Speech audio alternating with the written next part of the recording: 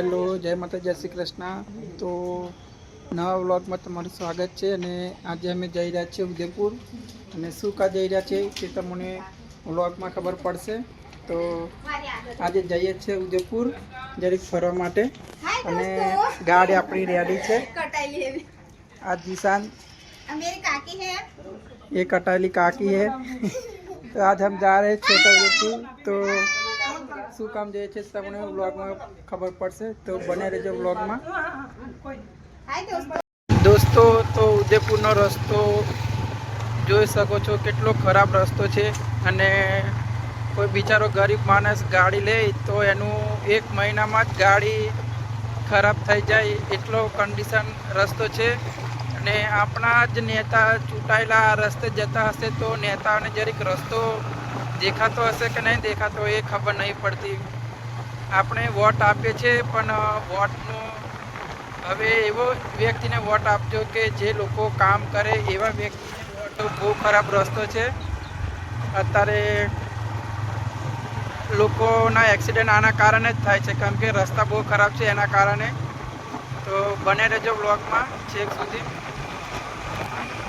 દોસ્તો, ફાઇનલી પહોંચી ગયા છે પાંડવડ, અને હવે પુરાઈએ છીએ પેટ્રોલ, કેમ કે પેટ્રોલ ઓછું બતાવે છે તો ગાડીમાં પુરાવે છે પેટ્રોલ. તો આ પેટ્રોલ જોઈ શકો છો, નવું પેટ્રોલ પંપ બન્યું છે.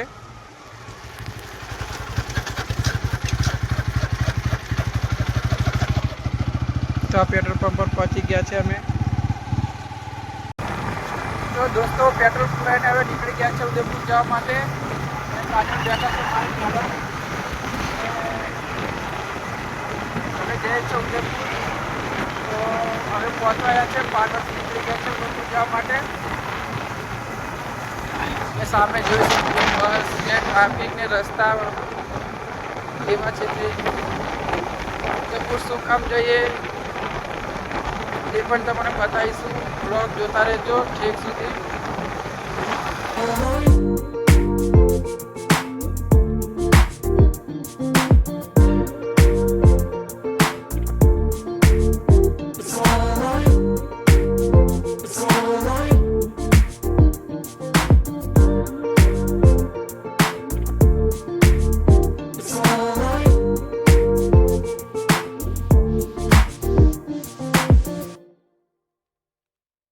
જ્વેલર્સમાં પહોંચી ગયા છે, જરીક વસ્તુ લેવાની છે એના માટે. તો હવે જઈએ છીએ ભોલા કાકાના ત્યાં અંદર. હનુમાન દાદાના મંદિરે છત્તર ચડાવવા માટે ઉદયપુર છત્તર લેવા માટે આવ્યા હતા. દોસ્તો, તો મેં પપ લઈ લીધો છે, અને સામે ધનિષા ખમણ ખાવા બેઠી છે.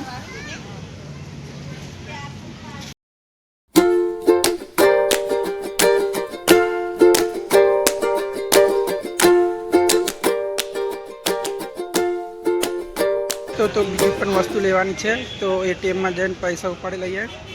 તો બીજી થોડી વસ્તુ લેવાની છે, ઉદયપુર આવ્યા તો વસ્તુ લઈ લઈએ બીજી પણ. તો એટીએમમાં જઈને પૈસા ઉપાડી લઈએ.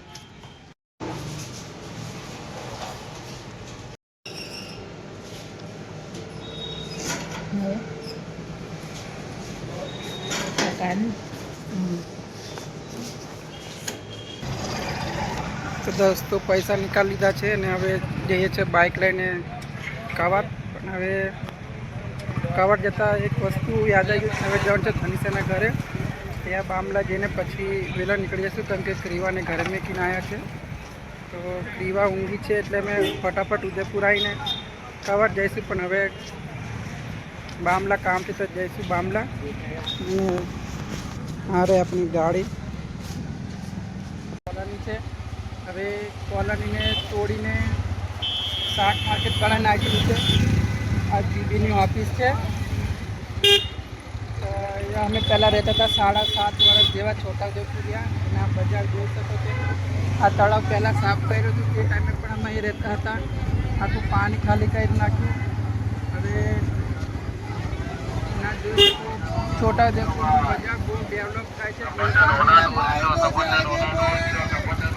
અમે નીકળી ગયા છે છોટા ઉદેપુરની બહાર. તો જોઈ શકો છો, આ બધું બહુ ડેવલપ થઈ ગયું છે અને આ તળાવ બહુ સુંદર લાગે છે. હવે પહેલાં પાણી ખાલી કર્યું તે ટાઈમે અમે એ જ રહેતા હતા. હવે નીકળી ગયા છે ઘરે જવા માટે. તો હવે ડાયરેક્ટ ધનિષાના ઘરે જઈને કવાડ જઈશું, થોડું કામ છે બામલા. તો આ મસ્જિદ છે અને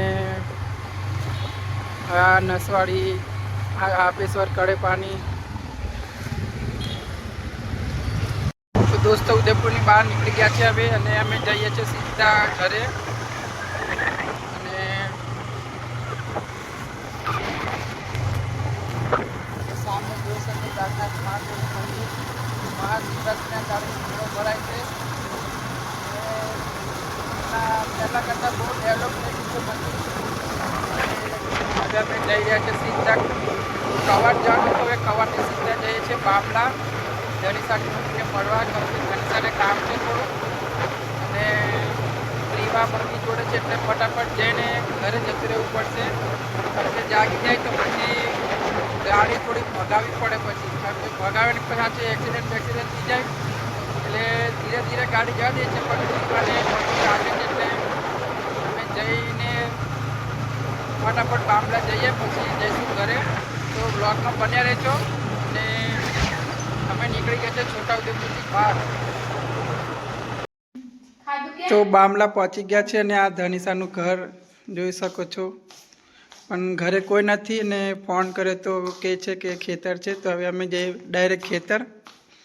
અને આ જોઈ શકો ધનિષાનું ઘર.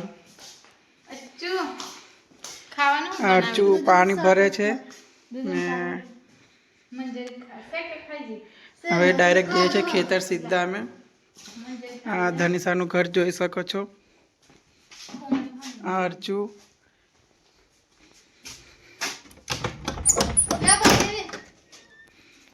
આ પાછળનો વાડો છે. લાગે છે ધનિષાનું ઘર. આ જોઈ શકો છો, આ ધનિષાનું ઘર બહારથી. અને આ આપણી ગાડીઓ ડાયરેક્ટ જઈએ છે ખેતર. અને આ સુમલો